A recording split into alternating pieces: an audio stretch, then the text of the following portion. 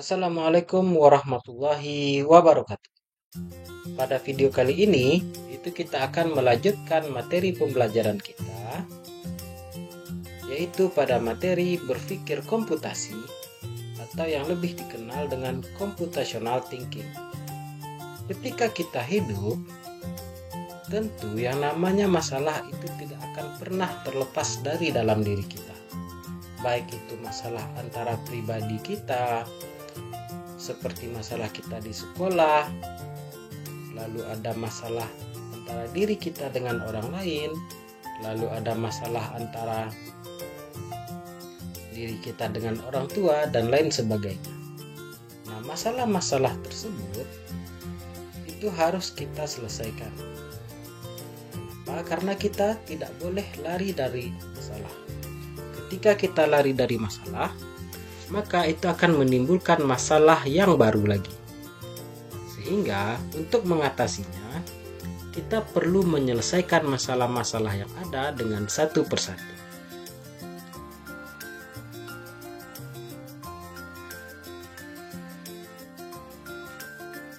Nah, pada mata pelajaran informatika, pemecahan masalah itu lebih dikenal dengan namanya berpikir komputasional ataupun computational thinking.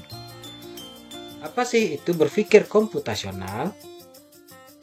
Berpikir komputasional itu adalah konsep bagaimana kita menemukan masalah yang ada di sekitar kita, lalu kita memahaminya, kemudian kita mengembangkan solusi yang inovatif terhadap masalah tersebut dengan bantuan perangkat teknologi komputer.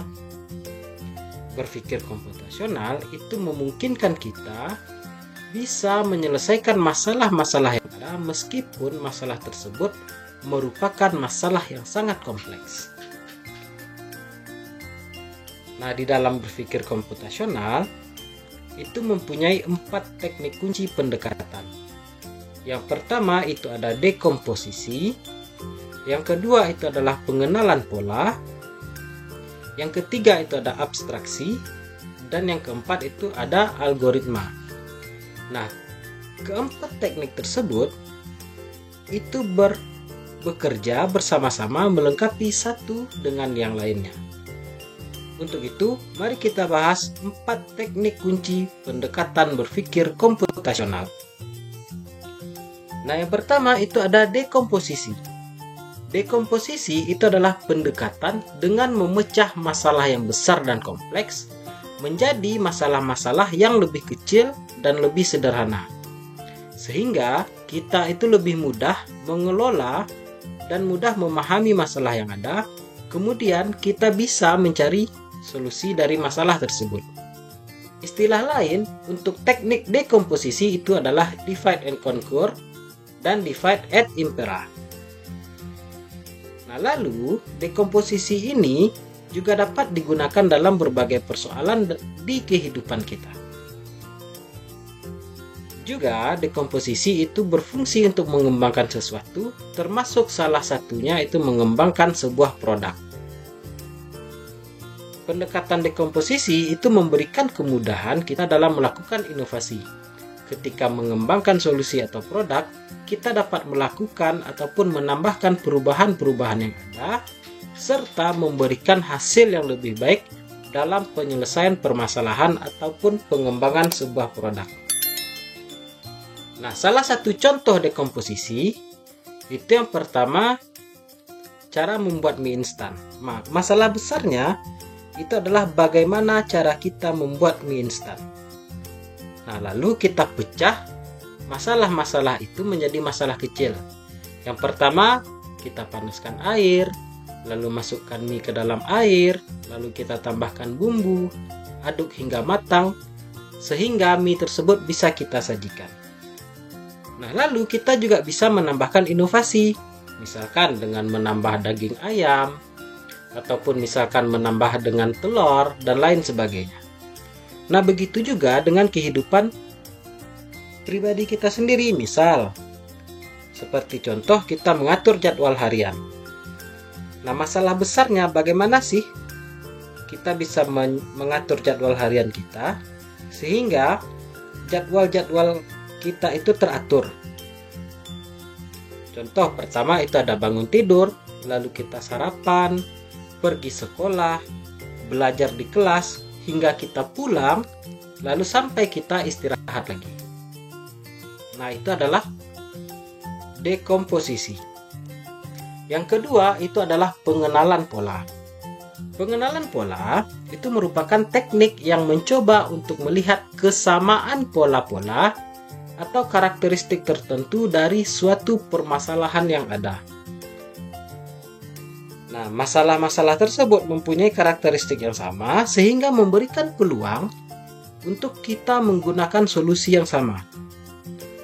Nah, kesamaan pola itu juga membuat kita ataupun komputer dapat menemukan ataupun memberikan solusi dengan lebih mudah. Nah, salah satu contoh pengenalan pola, misalkan di sini ada pola bilangan 2, 4, 6, 8, dan 10. Ketika kita melihat pola bilangan ini, kita sudah bisa menentukan, bahwasanya pola ini adalah menambahkan 2 setiap bilangan.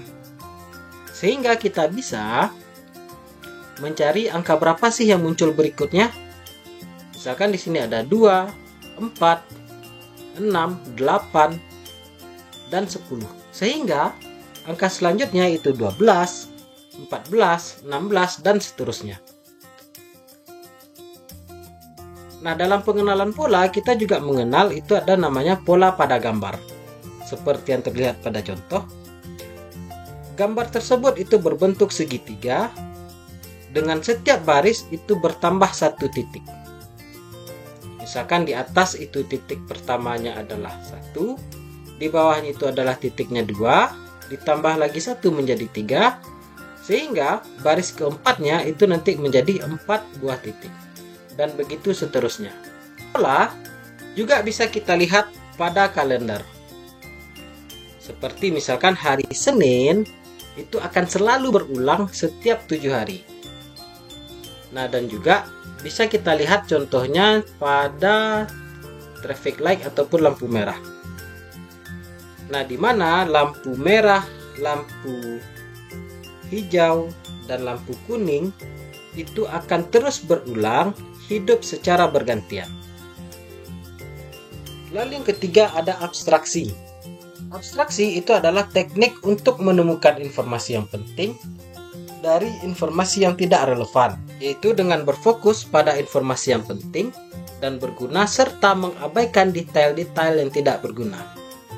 Nah, setelah melakukan dekomposisi, lalu kita melakukan pengenalan pola, kita juga perlu melihat secara detail dari setiap permasalahan yang sudah dipecah, mempelajarinya, serta menentukan karakteristik yang perlu dipertimbangkan dan karakteristik yang perlu dihilangkan dari pengamatan.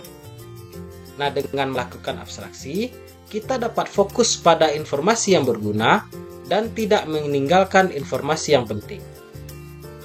Nah, seperti contoh, salah satunya itu adalah ketika kita melihat peta, baik itu peta secara manual ataupun peta yang sudah ada pada smartphone. Nah, seperti peta kota, ketika kita di dunia nyata, kita itu dapat melihat jalan, kita melihat rumah, kita melihat mobil, kita melihat orang, dan mungkin kita melihat tempat sampah, lampu jalan, dan lain sebagainya. Tetapi ketika kita menggambarkan dalam bentuk peta, maka yang ada pada peta itu hanya berisi jalan utama, ada simbol-simbol yang menandakan seperti pohon, gedung, dan lain sebagainya, lalu serta menandakan lokasi-lokasi yang penting, seperti pertigaan, seperti kantor, perkantoran, dan lain sebagainya. Nah, begitu juga dengan smartphone.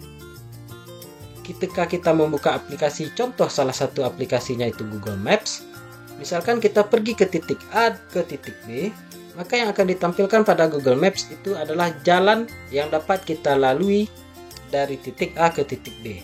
Baik itu jalannya bisa kita menempuh jalan yang orangnya tidak ramai, jalan yang mungkin jalan yang bisa dipercepat, dan lain sebagainya. Yang keempat itu ada algoritma. Algoritma itu adalah teknik untuk mengembangkan langkah-langkah ataupun aturan-aturan yang harus dipenuhi untuk memecahkan permasalahan yang ada. Nah, algoritma itu digunakan untuk merencanakan langkah-langkah instruksi yang akan dijalankan oleh program komputer. Nah, ketika kita memberikan instruksi pada komputer, kita harus memberikan instruksi ataupun kita harus memberikan perintah mengenai apa yang harus dilakukan komputer. Secara langkah demi langkah harus terstruktur dan bagaimana melakukannya. Nah, algoritma ini itu ditentukan dalam berbagai proses. Termasuk di sana ada perhitungan, pemrosesan data, otomatisasi data, dan lain sebagainya. Pada algoritma itu ada dua cara untuk menuliskan perintah. Yang pertama itu pseudocode dan juga flowchart. Nah, flowchart itu adalah diagram yang mewakili kumpulan instruksi-instruksi. Flowchart itu umumnya digunakan simbol-simbol standar untuk menggambarkan instruksi yang berbeda. Nah, seperti yang kita lihat pada tabel, ini adalah gambar-gambar yang akan kita gunakan untuk membuat flowchart. Nah, flowchart itu dapat dipecah menjadi langkah-langkah yang menyediakan banyak detail mengenai bagaimana proses yang dijalankan dalam program, sehingga apa yang kita perintahkan kepada komputer itu jelas. Nah, flowchart itu juga dapat dibuat sederhana yang terdiri atas beberapa langkah saja, di mana langkah-langkah yang banyak itu digabung menjadi sebuah langkah yang sederhana dengan menggunakan simbol-simbol yang ada pada flowchart. Nah, lalu pseudocode ataupun kode itu adalah sintak program yang tidak terikat pada bahasa pemrograman tertentu. Menulis kode itu sama dengan menulis bahasa pemrograman. Jadi setiap baris algoritma itu ditulis dalam barisnya sendiri dalam rangkaian perintah-perintah. Perintah tersebut juga harus kita tuliskan dalam huruf kapital. Variabel ditulis menggunakan huruf kecil dan pesan-pesan dalam kalimat. Kita lihat pada contoh gambar pseudocode ataupun kode. Itu pertama ada output siapa nama Anda. Artinya ketika kita melihat di layar, itu yang akan ditampilkan oleh layar itu adalah siapa nama Anda. Lalu kita bisa menginputkan nama dan seterusnya. Nah, contoh dari algoritma itu seperti yang kita lihat. Nah, di sini kita dapat melihat contoh dari algoritma. Yang pertama itu adalah algoritma membuat teh. Bagaimana cara kita membuat teh, mulai dari kita menyiapkan gelas sampai bagaimana teh tersebut bisa kita sajikan. Lalu ketika penghitungan atau menggunakan angka, salah satu contohnya itu kita menentukan bilangan ganjil dan genap. Pertama kita masukkan bilangan. Lalu bilangan tersebut bagaimana, misalkan bilangan yang habis dibagi 2, lalu ada bilangan ganjil dan bilangan genap, sehingga selesai. Begitu juga dengan menghitung luas persegi panjang. Jadi ketika kita memasukkan perintah pada komputer menggunakan algoritma, perintah-perintah tersebut harus jelas kita buat. Langkahnya terstruktur, perintahnya harus jelas, sehingga komputer bisa memahami apa yang kita perintahkan. Nah, mungkin sekian pembelajaran kita pada hari ini, dan sampai jumpa pada video selanjutnya. Assalamualaikum warahmatullahi wabarakatuh.